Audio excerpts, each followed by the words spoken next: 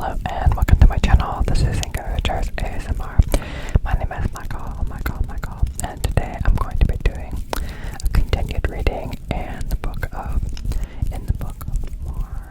Mark. This is chapter 4. Mark chapter 4. And I'm going to be doing two versions, one with layered sounds, one without.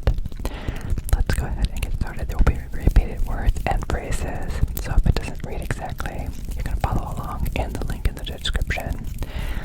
So you know there are repeated words and phrases. Let's get started. And he began again to teach. And he began again to teach by the seaside. And there was gathered unto him a great multitude, so that he entered into a ship and sat in the sea, and the whole multitude was by the sea on the land.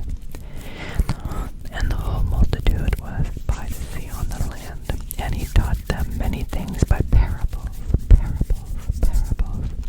and said unto them in his doctrine, Hearken, behold,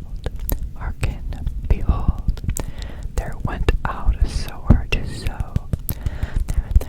There went out a sower to sow, and it came to pass as he sowed, some fell by the wayside, some fell by the wayside, and the fowls of the air came and devoured it up, and some fell on stony ground, where it had not much earth, and immediately it sprang up, because it had no depth of earth. But when the sun was up, it was scorched, and because it had no root, it withered away, and some fell among thorns, and the thorns grew up and choked it,